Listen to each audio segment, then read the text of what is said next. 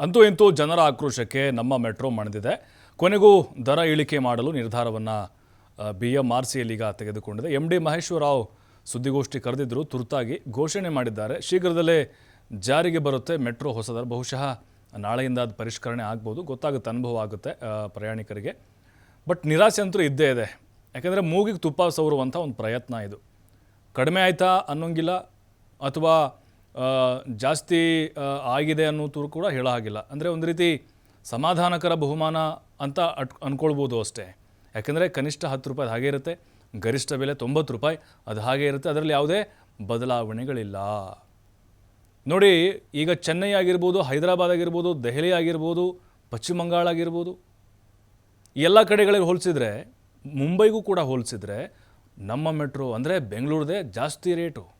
ಅಲ್ಲೆಲ್ಲ ಕನಿಷ್ಠ 5 ರೂಪಾಯಿ ಇದೆ, ಗರಿಷ್ಠ 50, 60, 40ವರೆಗೂ ಇದೆ. ದೇಶದಲ್ಲೇ ಹೈಯೆಸ್ಟ್ ಮೆಟ್ರೋ ದರ ಅಂತ ಹೇಳಿದ್ರೆ ಅದು ನಮ್ಮ ಕರ್ನಾಟಕದ್ದು. ಸಾಕಷ್ಟು ಆಕ್ರೋಶಗಳು ವ್ಯಕ್ತವಾಯಿತು ಪ್ರಯಾಣಿಕರು. ನಮಗೆ ಈ ಮೆಟ್ರೋಗಿಂತ BMTCನೇ ಬೆಟ್ರ್ ಅಲ್ರಿ, 90 ರೂಪಾಯಿ ಕೊಡಬೇಕಾ 30 ಕಿಲೋಮೀಟ್ರ್ಗಿಂತ ಜಾಸ್ತಿ 1 ಕಿಲೋಮೀಟ್ರ್ ಓಡಾಡಿದರೆ? ಅದೇ 30 ರೂಪಾಯಿ ಕೊಟ್ಟರೆ ನಾನು BMTCಲಿ ಓಡಾಡ್ತೀನಿ ಅನ್ನುವಂಥ ಅಭಿಪ್ರಾಯಗಳು ಬರ್ತಾ ಇತ್ತು. ಮತ್ತು ಪ್ರಯಾಣಿಕರ ಸಂಖ್ಯೆಯಲ್ಲಿ ಬಹಳ ಗಣನೀಯವಾಗಿ ಇಳಿಕೆಯಾಗಿದೆ. 70-80 ಸಾವಿರ ಪ್ರಯಾಣಿಕರು ಹೋಗ್ತಾ ಇಲ್ಲ. ಈಗ ಎಲ್ಲ ಖಾಲಿ ಹೊಡಿತಾ ಇದೆ. ಸ್ವಂತ ವಾಹನಗಳಲ್ಲಿ ಹೋಗ್ತಾ ಇದ್ದಾರೆ. ಎಷ್ಟೋ ಬೆಟ್ರು ನಮಗೆ ಎಲೆಕ್ಟ್ರಿಕಲ್ ಬೈಕೇ ಸಿಗ್ತಾವಲ್ಲ 100 ರೂಪಾಯಿದಲ್ಲಿ. ಆಮೇಲೆ ಇಲ್ಲಿ ಮೆಟ್ರೋದಲ್ಲಿ ಪಾರ್ಕಿಂಗು ಅದ್ರದ್ದು ಕೊಡಬೇಕು, 200 ರೂಪಾಯಿ ಖರ್ಚು ಮೆಟ್ರೋದಲ್ಲಿ ಓಡಾಡಬೇಕು ಅಂತ ಹೇಳಿದ್ರೆ. ಹಾಗಾಗಿ ಅದೇ ದುಡ್ಡಲ್ಲಿ ನಮ್ಮ ಸ್ವಂತ ಬೈಕಲ್ಲಿ ಓಡಾಡ್ತೀವಿ ನಾವು. ಈ ರೀತಿ ಜನರು ರೋಸಿ ಹೋಗಿಬಿಟ್ಟಿದ್ದಾರೆ. ಹಾಗಾಗಿನೇ ಇವರು ಬ್ಯಾಲೆನ್ಸ್ ಮಾಡುವಂಥ ಪ್ರಯತ್ನ ಮಾಡ್ತಿದ್ದಾರೆ ಅಷ್ಟೇ. ಅಂದರೆ ಇಲ್ಲಿ ಸ್ಟೇಜ್ ಬೈ ಸ್ಟೇಜ್ ಮರ್ಜ್ ಮಾಡೋಕ್ಕೆ ನಿರ್ಧಾರ ಮಾಡಿದ್ದಾರೆ. ಕನಿಷ್ಠ ಅದು ನಾವು ಈಗ ಮೆಜೆಸ್ಟಿಕ್ಕಿಂದ ನಾನೇನೋ ನೆಕ್ಸ್ಟ್ ಸ್ಟಾಪ್ ಏನಿದೆ ಅಲ್ಲಿಗೆ ಹತ್ಕೊಂಡ್ರೆ, ಈಗ ಮಲ್ಲೇಶ್ವರ ಮಂತ್ರಿ ಮಾಲಿಗೆ ಹತ್ಕೊಂಡ್ರೆ 10 ರೂಪಾಯಿ ಕೊಡಬೇಕು. ಅದು 1 ಕಿಲೋಮೀಟ್ರ್, ಅರ್ಧ ಕಿಲೋಮೀಟ್ರ್ ಲೆಕ್ಕಕ್ಕೆ ಬರೋದಿಲ್ಲ. ಅದಾದಮೇಲೆ 30 ಕಿಲೋಮೀಟ್ರ್ ಮೇಲೆ 1 ಕಿಲೋಮೀಟ್ರ್ ಜಾಸ್ತಿ ಆದರೂ ಕೂಡ 90 ರೂಪಾಯಿ ಕೊಡಲೇಬೇಕು ಅಲ್ಲಿ. ಹಾಗಾಗಿನೇ ಇದನ್ನು ಹೇಗೆ ಹೊಂದಾಣಿಕೆ ಮಾಡ್ತಾರೆ ಗೊತ್ತಿಲ್ಲ. ಪರಿಷ್ಕೃತ ದರ ನಾಳೆ ಅದು ಜಾರಿಯಾಗುವಂಥ ಸಾಧ್ಯತೆಗಳಿದ್ದಾವೆ.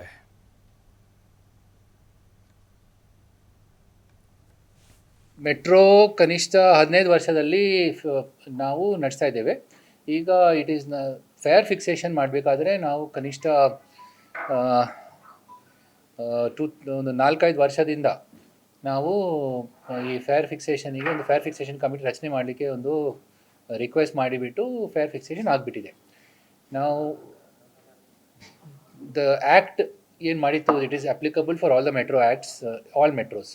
ಸೊ ಅದರ ದಾರಿಯಿಂದಲೇ ಈಗಾಗಲೇ ಫೇರ್ ಫಿಕ್ಸೇಷನ್ ಕಮಿಟಿ ಅವರು ರಿಪೋರ್ಟ್ ಪ್ರಕಾರ ನಾವು ಈಗ ಫೇರ್ ಫಿಕ್ಸ್ ಮಾಡಿಬಿಟ್ಟಿದ್ದೀವಿ. ಕನಿಷ್ಠ ಲಾಸ್ಟ್ ಸಂಡೇಯಿಂದ ನಾವು ಅದನ್ನು ದರ ಫಿಕ್ಸ್ ಮಾಡುವಾಗ ಸಾಕಷ್ಟು ಕೇಸಸ್ನಲ್ಲಿ ನಮಗೆ ಮಾಹಿತಿ ಏನು ಬಂದಿತ್ತು ಅಂತ ಹೇಳಿಬಿಟ್ರೆ, ಸ್ವಲ್ಪ ರೇಟ್ಸ್ನಲ್ಲಿ ಅಬ್ನಾರ್ಮಲ್ ಇನ್ಕ್ರೀಸ್ ಆಗಿದೆ, ಸ್ವಲ್ಪ ಕೇಸಸ್ನಲ್ಲಿ ಸ್ಟೇಜ್ ಜಂಪಿಂಗ್ ಆಗಿದೆ ಅಂತ ಹೇಳಿಬಿಟ್ಟು ಸ್ವಲ್ಪ ಕಂಪ್ಲೇಂಟ್ಸ್ ಬಂದಿತ್ತು. ಕೆಲವು ಜನರು ಸೋಷಿಯಲ್ ಮೀಡಿಯಾನಲ್ಲಿ ಸಹ ತಮ್ಮ ಹಳೆ ಟಿಕೆಟ್ ಮತ್ತು ಹೊಸ ಟಿಕೆಟ್ ಕೊಟ್ಟಿದ್ದೇವೆ. ನಾವು ಮಾಡುವಾಗ ನಾವು ಫೇರ್ ಮ್ಯಾಟ್ರಿಕ್ಸ್ ಮಾಡ್ತಾ ಇರ್ತೀವಿ. ಆ ಫೇರ್ ಮ್ಯಾಟ್ರಿಕ್ಸ್ ಆಧಾರದಲ್ಲಿ ನಾವು ಡೀಟೇಲ್ ಆಗಿ ಸ್ವಲ್ಪ ಪರಿಶೀಲನೆ ಮಾಡಿಬಿಟ್ಟು ಅದರಲ್ಲಿ ಏನಾದರೂ ಹೆಚ್ಚು ಕಡಿಮೆ ಕರೆಕ್ಷನ್ಸ್ ಮಾಡಲಿಕ್ಕೆ ಅವಕಾಶ ಇದೆಯಲ್ಲ ಅಂತ ಹೇಳಿಬಿಟ್ಟು ನಾವು ಚೆಕ್ ಮಾಡಿದ್ದೇವೆ. ಇದರ ಬಗ್ಗೆ ನಮ್ಮ what you call board member ಸದಸ್ಯರು ಸಹ ಇದರ ಬಗ್ಗೆ ನಾವು ಚರ್ಚೆ ಮಾಡಿಬಿಟ್ಟು ನಮ್ಮ ಬೋರ್ಡ್ ಪ್ರೆಸಿಡೆಂಟ್ ಸಹ ಇದರ ಬಗ್ಗೆ ಚರ್ಚೆ ಮಾಡಿಬಿಟ್ಟು we also had a detail discussion. ಸಾಕಷ್ಟು ಲಾಟ್ ಆಫ್ ಪೀಪಲ್ ಅಂತ ಹೇಳಿಬಿಟ್ರೆ ಬೇರೆ ಬೇರೆ ಜನರು ರೆಪ್ರೆಸೆಂಟೇಷನ್ ಕೊಟ್ಟಿದ್ದರು, ಶಾಸಕರು ಸಹ ಕೊಟ್ಟಿದ್ದರು. ಇದರ ಬಗ್ಗೆ ಸಹ ಸನ್ಮಾನ್ಯ ಮುಖ್ಯಮಂತ್ರಿ ಅವರು ಮತ್ತು ನಮ್ಮ DCM, ನಮ್ಮ ಡಿಪ್ಟಿ ಚೀಫ್ ಮಿನಿಸ್ಟರ್ಸ್ ಅವರು ಸಹ ಇದರ ಬಗ್ಗೆ ಪರಿಶೀಲನೆ ಮಾಡಲಿಕ್ಕೆ ಹೇಳಿದ ತಕ್ಷಣ ನಾವು ಅದೆಲ್ಲ ರೆಪ್ರೆಸೆಂಟೇಷನ್ಸ್ ಅವರು ನಮಗೆ ಸಹ ಹೇಳಿದರು, ಇದು ಏನಾದರೂ ಎನಾಮಲೀಸ್ ಇದ್ದರೆ ಕರೆಕ್ಷನ್ ಮಾಡಿ ಅಂತ ಹೇಳಿ ನೋಡ್ಕೊಳ್ತಾ ಇದ್ದಾರೆ.